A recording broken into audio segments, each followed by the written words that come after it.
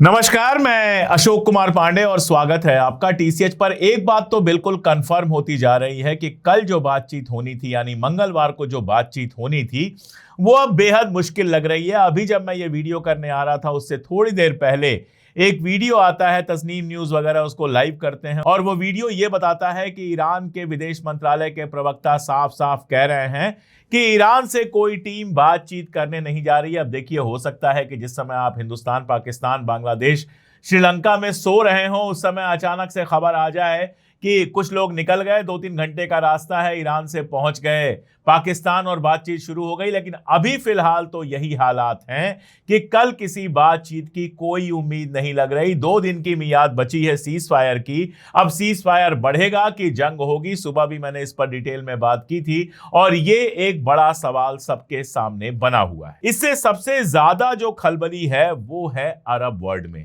अगर दोबारा जंग शुरू होगी तो क्या होगा, ये एक ऐसी चिंता है जो पूरे अरब वर्ल्ड में है, दुनिया में है, लेकिन अरब वर्ल्ड में बहुत ज्यादा है। तस्नीम न्यूज की एक खबर आई। खबर क्या आई? तस्नीम न्यूज की आप कह लीजिए एक पोस्ट आई ट्विटर पर और उसमें उसने लिखा है कि अगर दोबारा जंग शुरू होती है तो निशाने कहां कहां पे होंगे? बाब अल मंदेब पे होंगे।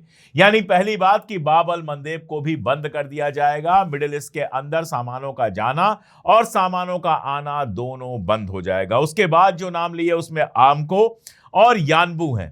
अब आर्मको और यानबू दोनों सऊदी अरबिया में हैं और दोनों बड़े सेंटर्स हैं, पावर सेंटर्स हैं, तेल के सेंटर्स हैं। यहां पर हमलों की बात की गई कि ये हमारा निशाना होंगे और साथ में बात की गई फुजैरा की, जहां पहले भी कई हमले हो चुके हैं। फुजैरा आप जानते हैं यूएई में है। दरअसल एक चीज देखने में आई कि इस पूरी लड़ाई में सबसे ज्यादा हमले कहीं हुए हैं इजराइल के अलावा अगर सबसे ज्यादा हमले कहीं हुए हैं तो वो यूएई में हुए हैं। लगभग हर तरह के सेंटर्स को यूएई में निशाना बनाया गया है। ईरान का यह कहना है कि यूएई अमेरिका और इजराइल के सबसे ज्यादा करीब है। यूएई के बेसिस से हमारे ऊपर सबसे ज्यादा हमले किए गए और यूएई में इजराइल के मोसाद और अमेरिका के सीआईए के अड्डे हैं, इसलिए हमने यूएई में उन अड्डों पर हमला किया और उन सेंटर्स पे हमला किया और साथ में जो बिजनेस सेंटर्स हैं, एल्युमिनियम कंपनी हो गई, तेल की कंपनी हो गई, इन सब पर हमला किया। यूएई के लिए वाकई काफी मुश्किल है। पहली बात तो यह कि यूएई की जो सारी इमेज है, चाहे दुबई हो, अबू धाबी हो, इनकी जो पूरी इमेज बनी है दुनिया में, वो इमेज बनी है और बनाई गई है। दुबई इन्फ्लुएंसर्स को काफी पे करता है अपने वीडियोस बनाने के लिए। ये पूरी इमेज ऐसी बनाई गई है कि अरब वर्ल्ड में रहते हुए भी यहां एकदम शांति है, यहां कहीं कोई बवाल नहीं है। यूएई में आप आराम से रह सकते हैं, लंदन और न्यूयॉर्क जैसी जिंदगी जी सकते हैं, पूरी आज़ादी है। रेस्टोरेंट्स हैं, होटल्स हैं, बड़े बड़े मॉल्स हैं, शानदार सड़कें हैं, छोटे मोटे कुछ टूरिस्ट प्लेसेस भी हैं और कुल मिला जुला कर इसको आप कह सकते हैं कि ह्यूमन वंडर की तरह डेवलप किया गया था।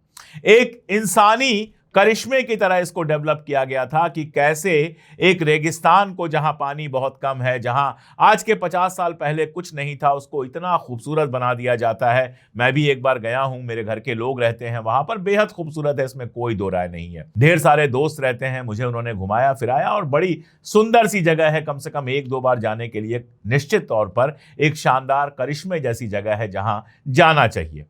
और साथ में जीरो टैक्स मॉडल किया कि आप यहां कितना भी पैसा कमाएं, कैसा भी पैसा लाएं, ब्लैक व्हाइट कोई भी पैसा लाएं, यहां बैंकों में जमा करें, यहां इन्वेस्ट करें, यहां मकान खरीदें, यहां बाकी सब कुछ करें, आपसे कोई सवाल नहीं पूछेगा।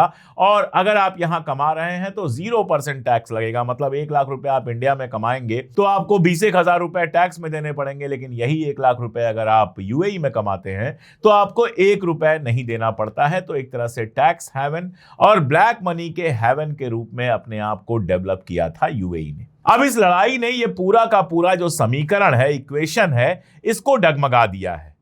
यूएई सेफ है, इस पर क्वेश्चन मार्क लग गया है क्योंकि लगातार उसके ऊपर मिसाइलें गिरी हैं। यूएई का दावा है कि ज्यादातर को इंटरसेप्ट कर लिया गया। अब उनका दावा सही भी हो सकता है, गलत भी हो सकता है, लेकिन मिसाइलें गिरी हैं, इस बात से तो कोई इंकार नहीं कर सकता। और इसके चलते वहां के फाइनेंशियल मार्केट में भी हलचल है और वहां की पॉलिटिक्स में भी हलचल है। पूरे अरब वर्ल्ड में यूएई इस मामले में भी अलग है कि उसकी अपनी पॉपुलेशन, जिसके पास यूएई की नागरिकता है, वो बहुत कम है। बमुश्किलन 10-12% लोग ऐसे हैं जो यूएई के हैं बाकी सब बाहर से आके बसे हुए हैं। कहा जाता है 90-95 मुल्कों के लोग वहां जाकर बसे हुए हैं, जिसमें बड़ी संख्या हिंदुस्तानियों, पाकिस्तानियों, फिलिपिनों और इन सारे लोगों की है। अब यूएई के लिए एक बड़ा सवाल खड़ा हो गया है कि ये अमेरिकन बेसेज का हम क्या करें। अब देखिए, वहां के एक एक्सपर्ट हैं अब्दुल खालिक अब्दुल्ला। अब्दुल खालिक अब्दुल्ला बड़े एक्सपर्ट भी हैं और वहां जो फैमिली है अबू धाबी के एमिर्स हैं, उनके बहुत करीब भी माने जाते हैं। उनका एक बयान आया, उनका ही अपना सीधा ट्वीट मैं आपको दिखाता हूं। राइटर्स में बाद में ये छपा भी है। इन्होंने राइटर्स से कहा, UAE no longer needs US to defend itself, यानी अब अमेरिका की जरूरत नहीं है यूएई को खुद को बचाने के लिए, अपनी हिफाजत के लिए यूएई को अमेरिका की जरूरत नहीं है। ये बात कह रहे हैं अब्दुल खालिक अब्दुल्ला। इसके साथ जोड़ रहे हैं क्योंकि इस बार हमारे ऊपर हमले हुए और हमने खुद उसका मुकाबला किया। अब देखिए वो कितना सच है, कितना गलत है, कितना अमेरिका के बिना मुकाबला कर सकते थे, वो एक अलग सवाल है। लेकिन इसके आगे जो बात करते हैं वो उसका मतलब ये है कि हमें बस इस चीज की जरूरत है कि अमेरिका से हम बेस्ट पॉसिबल वीपन्स खरीदें, यानी अमेरिका से जो सबसे शानदार हथियार हैं वो हम खरीद के रख लें, हमें इसकी जरूरत है। और जो सबसे बड़ी बात इशारे में कही गई है वो ये कहा गया है कि अमेरिकन बेसेस को अपने यहां से हटवा देना चाहिए, क्योंकि वो सिक्योरिटी नहीं दे रहे हैं, वो बेसिकली बड़ी लायबिलिटी बन गए हैं, बड़ी जिम्मेदारी बन गए हैं। इशारा बहुत साफ है कि अगर यूएस के बेसेस नहीं होते तो हमारे ऊपर इतने हमले नहीं होते। यूएस के बेसेस हट जाने चाहिए। इस पूरे बयान में सबसे जरूरी बात यही है, यही कहा गया है। दरअसल यूएई हो या अरब वर्ल्ड हो, ज्यादातर मुल्कों में सोशल मीडिया वगैरह पर बहुत पाबंदी है, तो जो लिखा जाता है बहुत सोच समझ कर लिखा जाता है। इसीलिए यह बयान अपने आप में बहुत इंपॉर्टेंट हो जाता है कि हुकूमत के करीब के एक इंसान का यह कहना कि अमेरिकन बेसिस को यूएई से हटा देना चाहिए, एक बहुत बड़े बदलाव की तरफ मैसेज कर रहा है। दूसरी बात देखिए, जो वॉल स्ट्रीट जर्नल में यानी एक और अमेरिकी अखबार में छपी है, वो ये कहती है कि अमेरिका को यूएई के लिए war time financial lifeline provide करनी चाहिए, यानी जंग में यूएई का बहुत नुकसान हुआ है तो यूएई को जो डॉलर्स की जरूरत होती है, क्योंकि सारी खरीद फरोख्त डॉलर में होती है और चूंकि तेल नहीं बिक रहा है उस तरह से, तो डॉलर्स जो आने चाहिए वो डॉलर्स नहीं आ रहा है। हालांकि ये भी जानिए कि यूएई के पास बहुत जबरदस्त डॉलर रिजर्व है, वो इतनी जल्दी खत्म नहीं होने वाला, फाइनेंशियली बेहद मजबूत है यूएई। लेकिन इसके बावजूद अमेरिका से यह कहना कि भाई जंग में जो हमारा नुकसान हुआ है वो आप पूरा कीजिए, हमें डॉलर्स दीजिए, और साथ में ये जोड़ना कि अगर आपने डॉलर्स नहीं दिए तो हम युआन में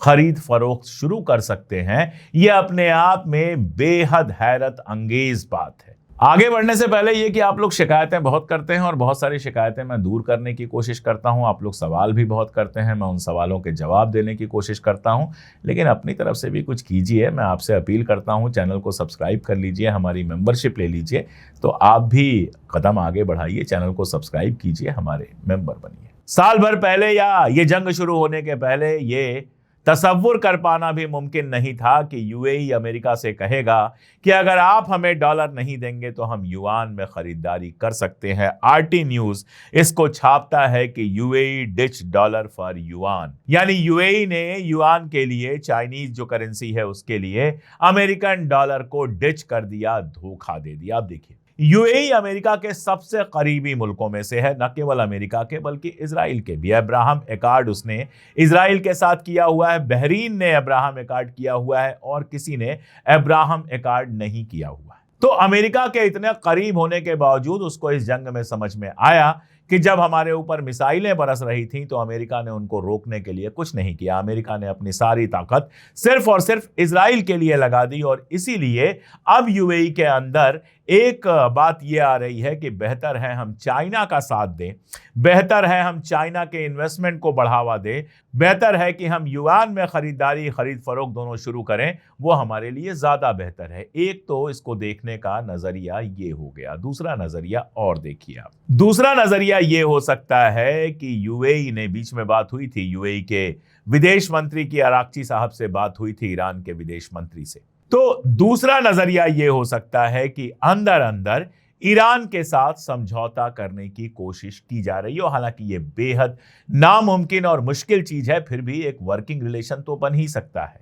ईरान और इजराइल से एक साथ रिश्ता रखना बहुत मुश्किल काम होगा, लेकिन फिर भी कुछ वर्किंग रिलेशन चाइना के थ्रू यूएई और ईरान के बीच बन सकता है, जिसके बारे में फिलहाल हमें जानकारी नहीं है। हालांकि बहरीन इस इक्वेशन से बहुत बाहर हो गया है। मिडिल ईस्ट के कंट्रीज की एक मीटिंग टर्की में हो रही थी और वहां बहरीन के जो रिप्रेजेंटेटिव थे उन्होंने ईरान के लिए जब खराब अल्फाज का इस्तेमाल किया तो जो ईरान के वहां पर रिप्रेजेंटेटिव थे उन्होंने पलट के कहा, बहुत सारी बातें कहीं, कहा कि तुम्हारी जमीन से हमारे ऊपर हमला हुआ है, तुम्हारे यहाँ जो 5th फ्लीट थी उसने टेररिस्ट की तरह बिहेव किया है। ये सब बातें कहने के बाद कहा कि अगर जंग आगे होती है और तुम्हारी जमीन और आसमान का इस्तेमाल हमारे यहाँ हमले के लिए होता है तो हम ऐसा जवाब देंगे कि तुम अपना नाम भी भूल जाओगे। मतलब ये होता है कि तुम्हारी जो हस्ती है, तुम्हारा जो वजूद है वो भी खत्म हो जाएगा। तो बहरीन को लेके ईरान जिस तरह से तल्ख है, और वजह भी उसकी है कि बहरीन कभी ईरान का हिस्सा हुआ करता था, वो तल्खी शुरू में तो यूएई के लिए लगातार देखने को मिली, लेकिन पिछले कुछ दिनों से यूएई के खिलाफ किसी बड़े बयान को हम नहीं देख पाए हैं। तो ये भी हो सकता है कि अंदर अंदर ये बात चल रही हो। ये एक बात है। दरअसल यूएई बेहद अकेला पड़ा है अरब मुल्कों के बीच।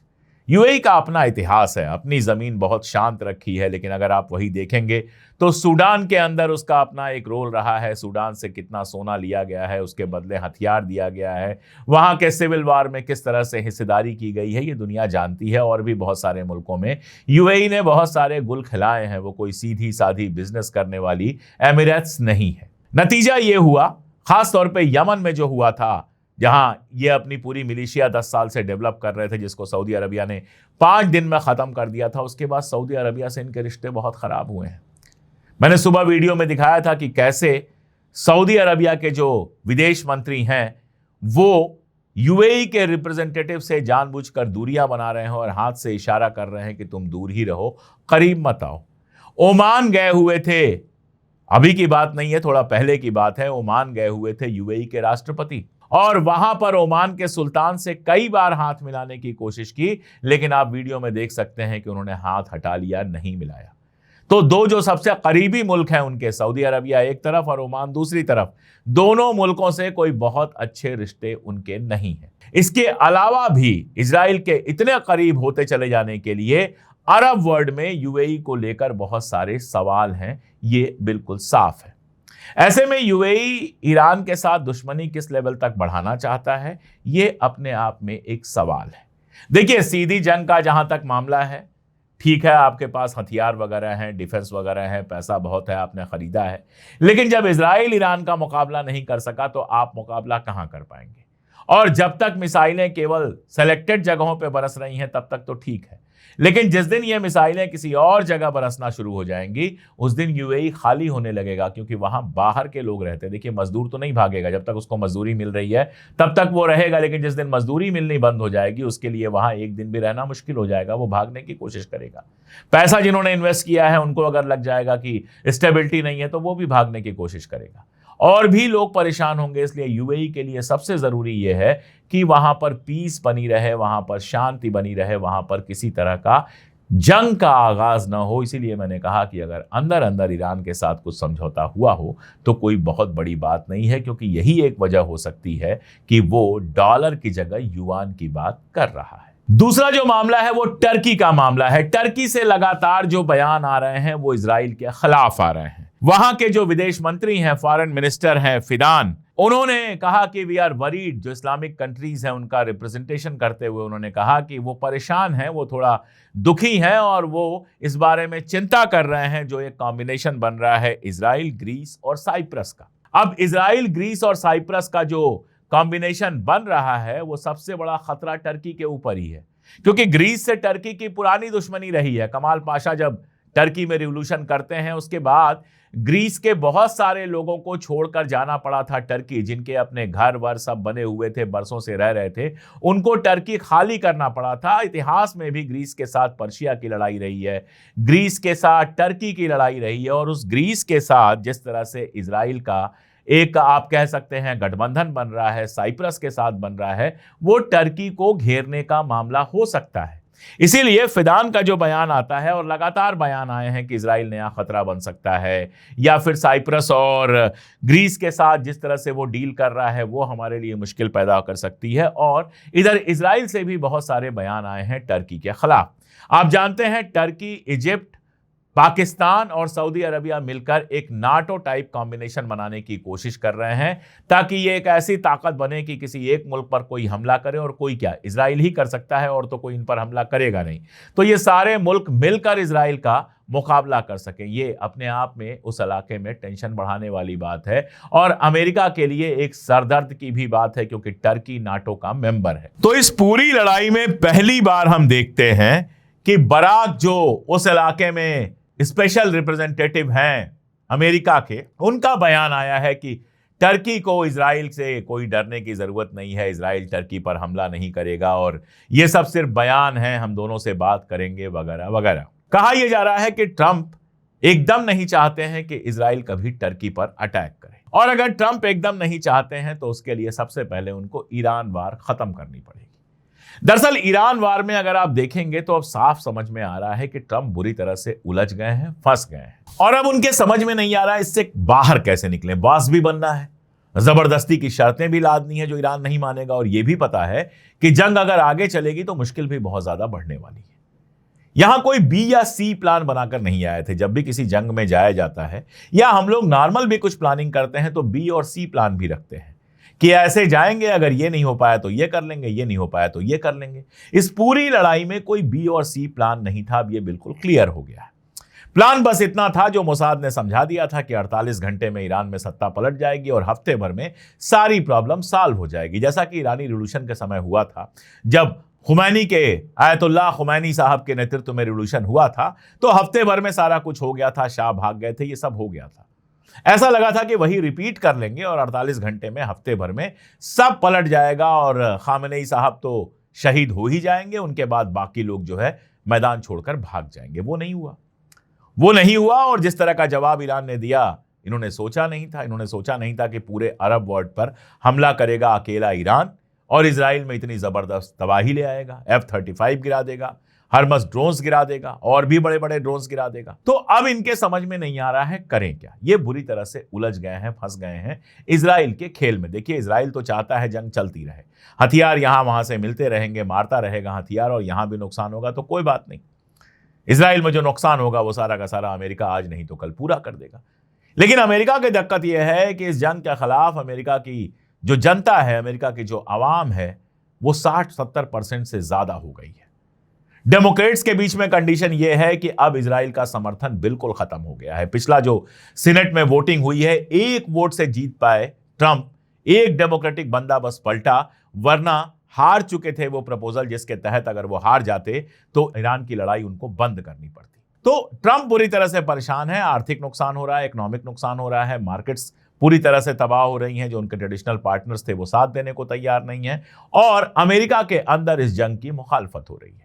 लेकिन इस जंग से निकलना बहुत आसान है उनके लिए, बहुत ही आसान है उनके लिए निकलना। जैसे 1980s में आप देखते हैं, रीगन निकल गए थे, रोनाल्ड रीगन लेबनान से निकल गए थे चुपचाप, समेट के सब कुछ, वैसे ही समेट के चुपचाप सब कुछ वो निकल सकते हैं। लेकिन अब वही है, जब आदमी बड़बोला होता है तो ये भी दिखाना होता है कि हम जीत चुके हैं। तो कुछ ऐसा करना चाहते हैं जो दिखा सके कि जीत की तरह हो, और ईरान 1 इंच जमीन छोड़ने को तैयार नहीं है, इनकी शर्तों पर झुकने को तैयार नहीं है। और यही वजह है कि पूरी दुनिया इस आशंका में है कि कहीं लड़ाई दोबारा शुरू ना हो जाए, और खासतौर पर यूएई, सऊदी अरबिया, कुवैत जैसे मुल्क, जिनको पता है कि लड़ाई शुरू होने पर सबसे ज्यादा नुकसान उनका ही होगा, एक तरफ बिजनेस रुक जाएगा और दूसरी तरफ उनके इलाकों पर हमला होगा, वो लगातार कोशिश कर रहे हैं कि किसी तरह से समझौता हो जाए। पाकिस्तान बीच में फंसा ही हुआ है। जहां तक भारत का सवाल है तो भारत फिलहाल डायरेक्टली किसी प्रोसेस में इन्वॉल्व नहीं है, लेकिन लगातार देखा जा रहा है कि भारत के लीडर्स वहां दौरा कर रहे हैं। अभी देखा गया था, विदेश मंत्री गए थे और कई सारे अरब मुल्कों में मुलाकात की जयशंकर ने। अभी खबर यह आ रही है कि रियाद गए हुए हैं अजित डोवाल, उनकी तस्वीर वगैरह आई, वो कुछ बात करने गए हुए हैं। तो भारत भी लगातार अपनी तरफ से कोशिश कर रहा है। क्या कोशिश कर रहा है ये फिलहाल हमको पता नहीं है, और इसीलिए मामला बहुत जबरदस्त उलझा हुआ है। आखिरी बात कह के मैं बात खत्म करूं कि अगर ये जंग दोबारा होती है तो ये मिडिल ईस्ट की तबाही का सबब बनेगी। ईरान का जो होगा सो होगा, लेकिन पूरे मिडिल ईस्ट में तबाही बर्पा होगी, कहर बर्पा होगा। और जितना शोरूम बनाए गए हैं, जितना शानदार इकोनॉमिक डेवलपमेंट तेल के चलते हुआ है, वो सारा डेवलपमेंट पलट जाएगा। और इसीलिए शायद अरब मुल्क बाहर से कुछ भी कह रहे हो, एक आध मुल्कों को छोड़ दीजिए, बहरीन कुवैत टाइप के, बाकी सभी मुल्क चाहते हैं कैसे भी समझौता हो, जंग खत्म हो। पाकिस्तान चाहता है, दुनिया चाहती है, लेकिन दिक्कत यह है कि अमेरिका की कुर्सी पर एक ऐसा पागल आदमी बैठा हुआ है जिसको पता नहीं कि अभी क्या बोलेगा और बाद में क्या बोलेगा। सिर्फ वो एक अकेला आदमी जिम्मेदार है कि इस समय अभी डील नहीं हो पा रही। दूसरा, उससे बड़ी बात यह कि वो पागल आदमी एक शैतान नेतन्याहू के बस में है, जो उससे जो चाहता है वो करवाता है। इसीलिए कल क्या होगा कोई नहीं जानता।